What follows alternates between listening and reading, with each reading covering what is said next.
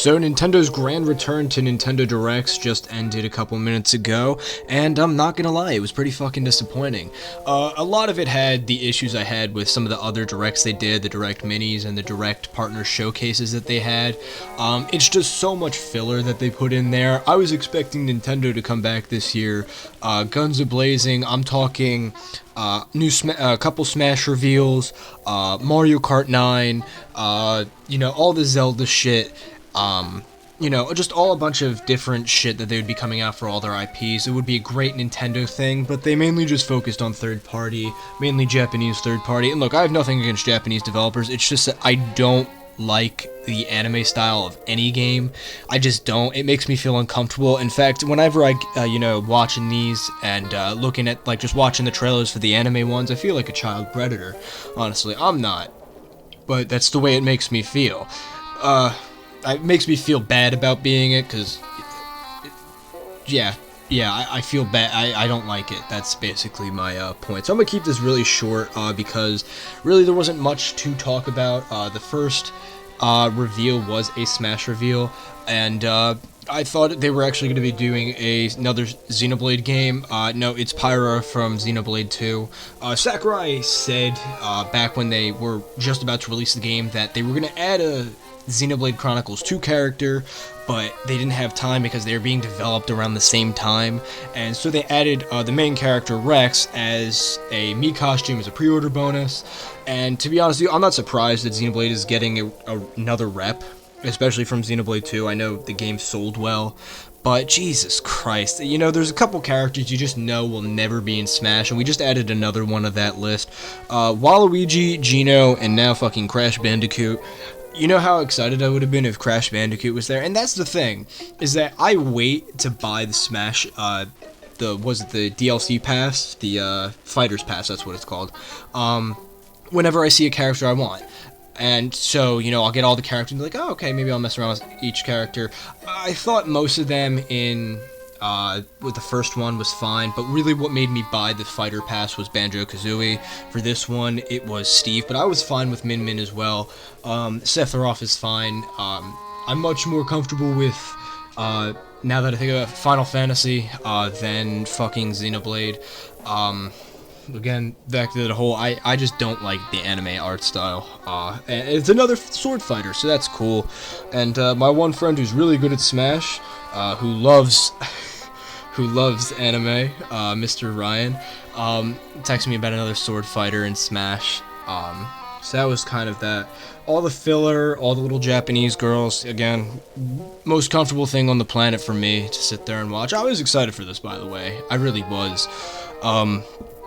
Wait a little bit, see some games saying, that's different. It was nice to see Monster Hunter Rise, because I would never say, hey, that looks pretty interesting, ever, but since, we're filling up with all these, just bullshit games, I said, hey, that's interesting. Mario Golf, I do appreciate, that they do put a lot of effort into it. One of the courses seems to be in the Wooded Kingdom. I'm not 100% sure, but I'll try and get a picture up there. It's this one in particular, but it looks fun. I'll probably get Mario Tennis Aces as well.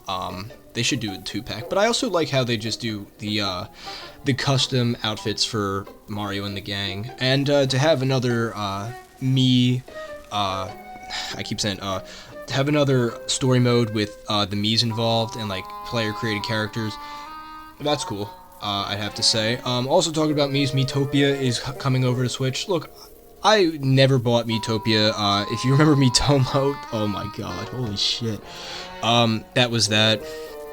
But I did like the Street Pass games, and if Nintendo released an application that was like Street Pass for Nintendo Switch, I would probably play it. I remember some of the original games. There was the dungeon one, then the I forget what the other one was, but the Puzzle Quest. Then you had the Haunted House, the spaceship, the Warrior, that was fun, and then the Flower one, which was kind of stupid, but I got it anyway. But those games were fun. So if Miitopia does well and that leads to something like that, would not mind that at all. And then fast forward a bit, there was a couple games that kind of was Ninja Gaiden, it's getting a trilogy remaster, which is cool. The modern ones, those games were hard as balls on NES. And Ghosts and Goblins is getting another game. I don't know if they've had a recent game, so I was gonna make a joke about, you know, an SNES sequel. It's on the SNES Classic. I probably will play it. So there's that. Yeah, it seems a little tacked on, what I'm trying to say here about these games I'm talking about. Well, they were. And then the ending. The ending was actually pretty good. Got Skyward Sword HD coming out in July. What the fuck were they doing with the right stick and the sword movement? Like, look, I get it. Porting over Wii games is difficult, and they tried their best. That's gonna be weird. I'm sorry. That's just gonna be weird.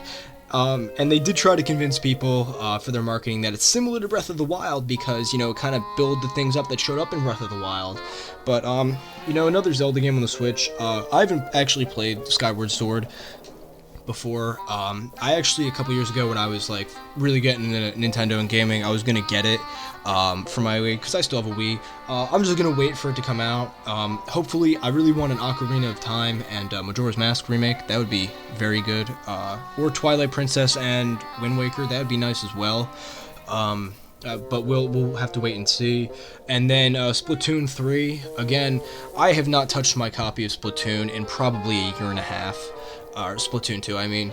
I bought it, I'm like, I bought it mainly for this YouTube channel, and we could see how well that aged.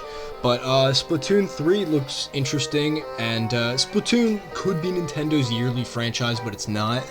So I think it's pretty cool that we're getting a third one. Probably won't get it unless I get into Splatoon 2 again, which is very unlikely.